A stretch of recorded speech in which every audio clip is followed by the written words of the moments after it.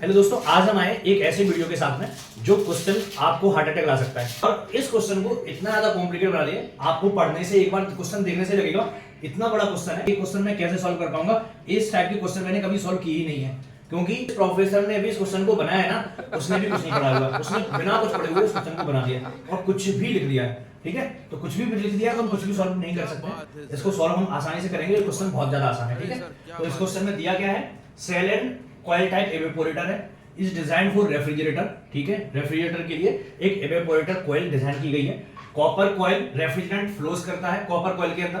ठीक है, inside and outside water. Inside में क्या है, कॉपर कॉइल है पहले। ठीक है, ये हमारी कॉपर कॉइल है, ये ट्यूब है, कॉपर ट्यूब है। ठीक है, इसके अंदर रेफ्रिजरेंट फ्लो कर रहा है, आउटसाइड में वाटर फ्लो कर रहा है। ठीक है, सिंपल सा कॉन्सेप्ट है। Stagnant condition, coil is maintained eight -5 degree Celsius. जो कॉइल है इसका टेम्परेचर कितना मेंटेन किया गया है, -5 डिग्री सेल्सियस। क्लियर हो गया। Heat transfer coefficient water side 4100 metre पर स्क्वायर। यहाँ पे वाटर एच वाटर दिया हुआ है। ठीक है, क्लियर हो गया हमें। फिर load on evaporator coil 2.8 kilowatt. Load on evaporator कितना है, 2.8 किलोवाट। क्लियर हो गया हमें। ठीक है, एलएमटीडी दिया हुआ है 18 डिग्री सेल्सियस। ठीक है, tube side heat transfer coefficient 0.55 इतना दिया हुआ है, जो भी है। तो हमें tube side heat transfer coefficient H side दिया हुआ है। ठीक है, एच आउटसाइड हमें पता ही है। ठीक है, फिर हमें क्या निकालना है, रेफ्रिजरेंट प्रॉपर्टीज दी हुई है, हमें अंदर का जो भी कॉइल के अंदर रेफ्रिजरेंट फ्लो कर रहा है वो हम निकाल सकते हैं।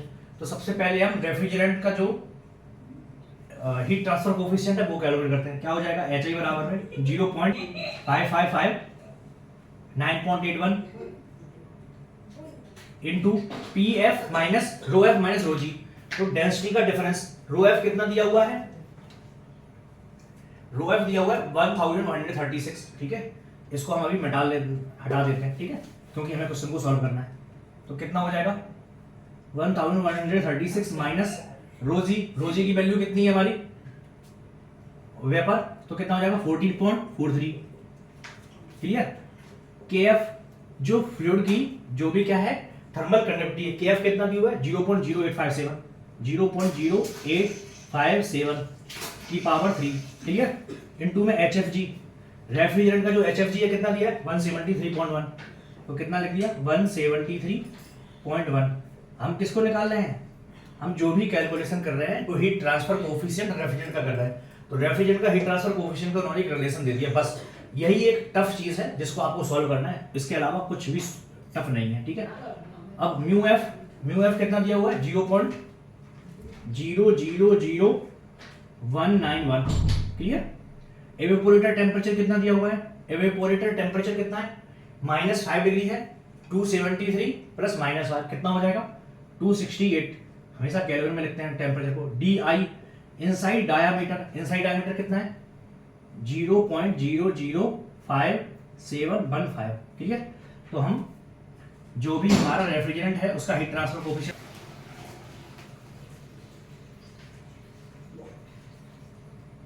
9.81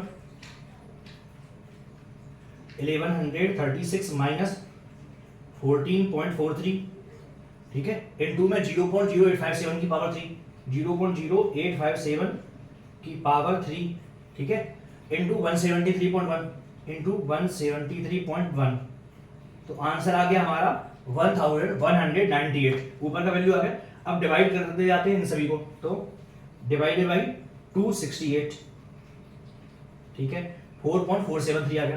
फिर डिवाइडेड बाई 0.000191 आंसर कुछ आ गया। ठीक है, फिर डिवाइड बाई क्या है 0.00575। तो डिवाइड बाई 0.005715। तो हमारा फाइनल आंसर आ गया कुछ। इनटू में कितना है 0.555, इनटू में 0.555। आंसर आ गया हमारा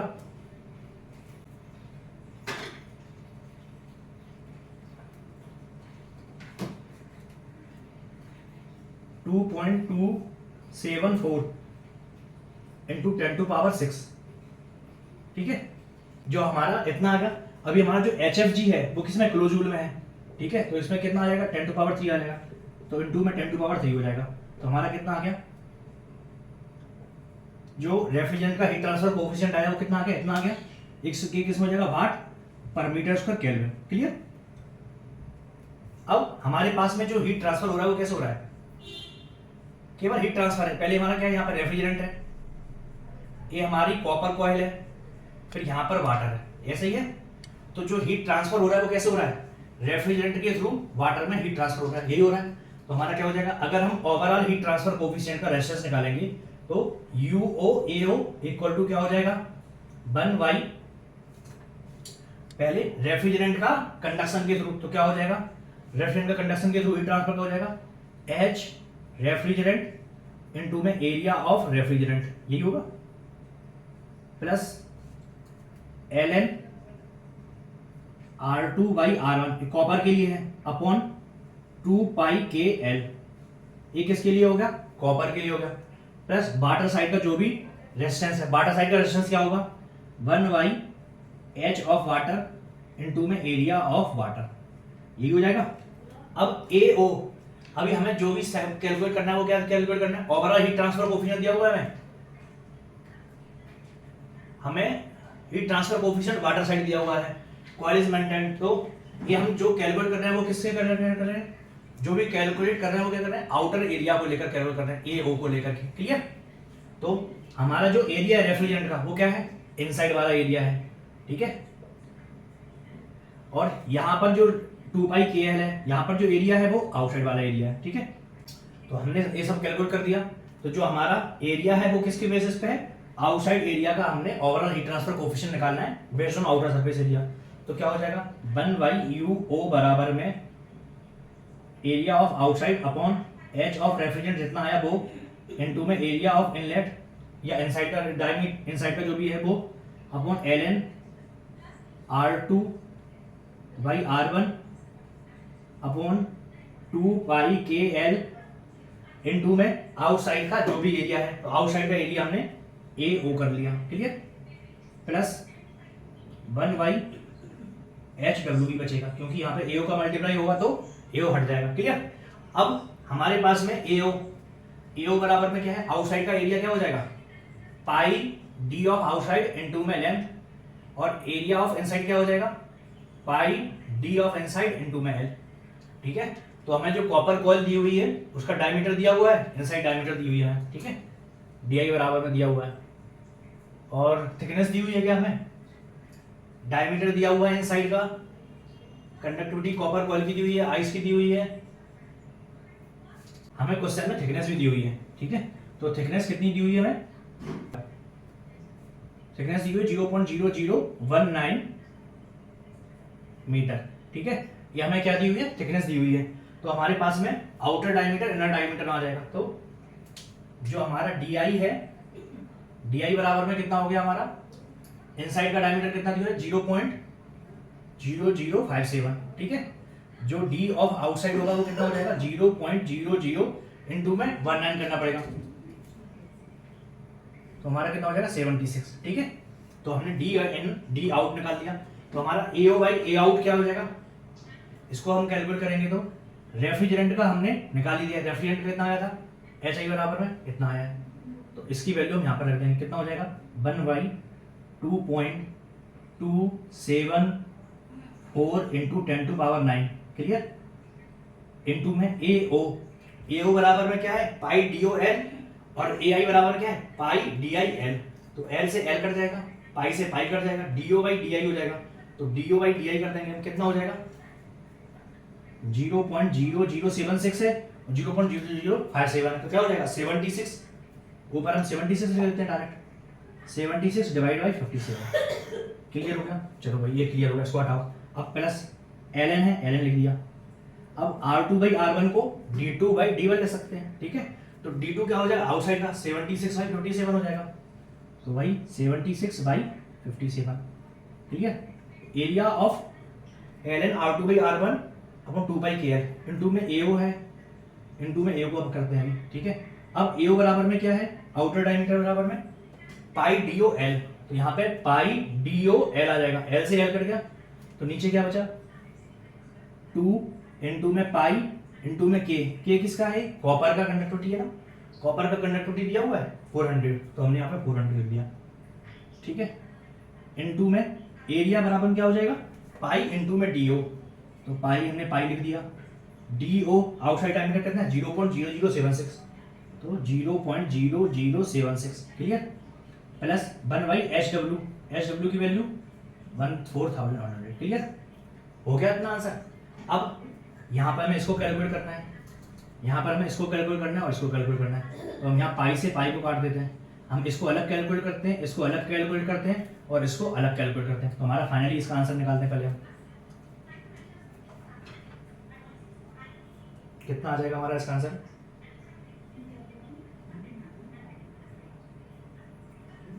76 divide by 57, 76 divide by 57, answer आ गया 1.33 डिवाइड बाई 2.274, 2.274, आंसर आ गया 0.58, 0.5863 into 10 to power -9, clear, plus अब एल एन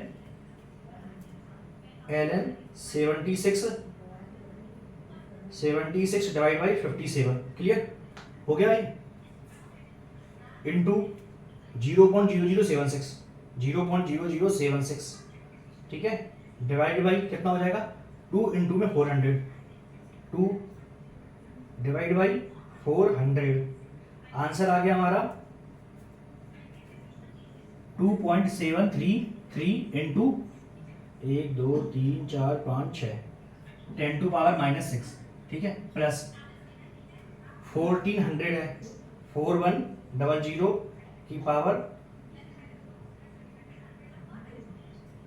-1, आंसर आ गया हमारा 2.439, 2.439 into 10 to power 1 2 3 4 10 to power -4, ठीक है। तो हम अगर इन सभी को ऐड करेंगे तो कितना हो जाएगा लगभग हमारा, तो अब हम क्या करते हैं, इनको 10 टू पावर -4 है, 10 टू पावर -6 है, तो हम 10 टू पावर -5 जो लगभग बराबर में आ जाएगा हमारा, 10 टू पावर -5 को कॉमन निकाल लेंगे, तो आंसर क्या आ जाएगा हमारा, यहाँ पे 10 टू पावर -5 निकालेंगे तो 10 टू पावर -4 बचेगा, 0.000583 हो गया, प्लस ये कितना हो जाएगा 0.2733 हो जाएगा, प्लस ये कितना हो जाएगा 24.39, ये हो जाएगा। तो हम इन तीनों को ऐड कर लेते हैं, कितना आ जाएगा हमारा आंसर फाइनल 24.39 प्लस 0.2733 प्लस 0.000583, जो फाइनल आंसर आया हमारा 24.664, तो हम इसको फाइनली यहां पर लिख लेते हैं।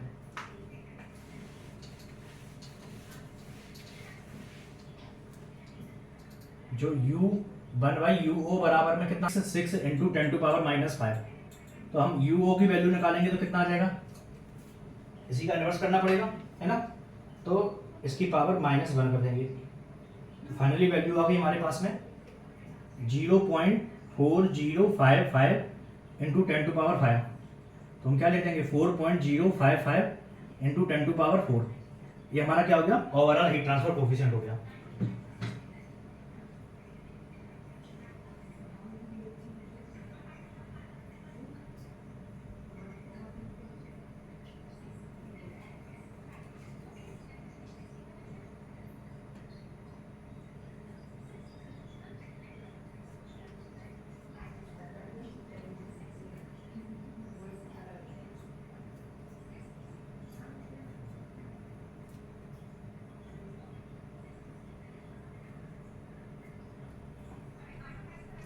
ओके, हमारा आंसर जो आएगा ना,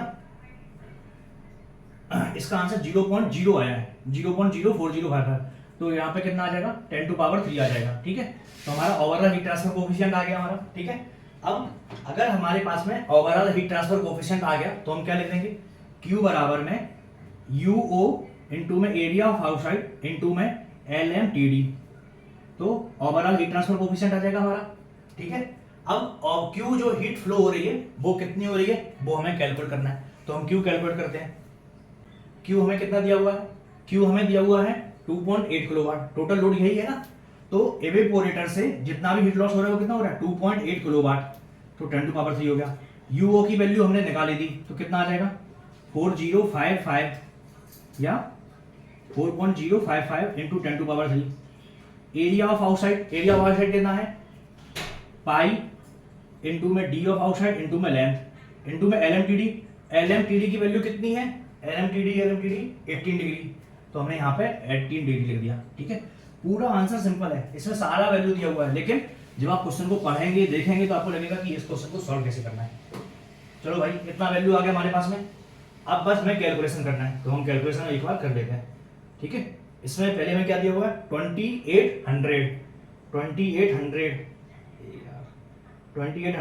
डिवाइड बाई कितना हो जाएगा 4055, आंसर आ गया 0.69। क्लियर, इसका आंसर आ गया। डिवाइड बाई क्या है पाई, तो डिवाइड बाई पाई की वैल्यू कितनी होगी 3.1415, आंसर आ गया हमारे पास में 0.2198। ठीक है, इक्वल टू हमने इसका वैल्यू को डिवाइड कर लिया, इसको भी डिवाइड कर लिया, आंसर क्या बचा डीओ इंटू में लेंथ इंटू में एलएमटीडी, एलएमटीडी की value 18। D of outside, D of outside कितना है डी आई दिया हुआ है हमें, हमने डी ऑफ आउटसाइड भी कैलकुलेट कर लिया है, तो जितनी भी वैल्यू आई पहले हम डीओ से डिवाइड कर लेते हैं, तो डिवाइड बाई 0.0076, तो हमारे पास में इसकी वैल्यू आ गई कितनी आ गई 28.92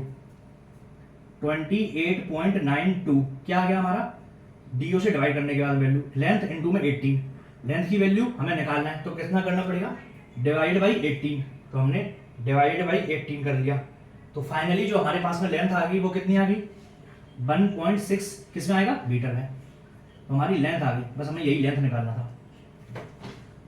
तो अभी आपने क्वेश्चन में क्या क्या देखा है, एक्चुअली में क्वेश्चन में कुछ ज़्यादा कॉम्प्लिकेटेड नहीं है, इसमें बस केवल जो हमें हीट ट्रांसफर कोएफिशिएंट दिया हुआ है वो वैल्यू कुछ अजीब सी दी हुई है, तो जो अजीब सा क्वेश्चन बनाया गया है ना वो इसलिए बनाया गया है जिससे कि आपका एक इंट्यूटिवनेस चेक की जा सके कि अगर एच हीट ट्रांसफर कोएफिशिएंट पहले निकालना है हमें, फिर जो ओवरऑल हमारा हीट ट्रांसफर हुआ है वो हमें निकालना है, तो हमारे पास में ओवरऑल हीट ट्रांसफर कोएफिशिएंट आ जाएगा।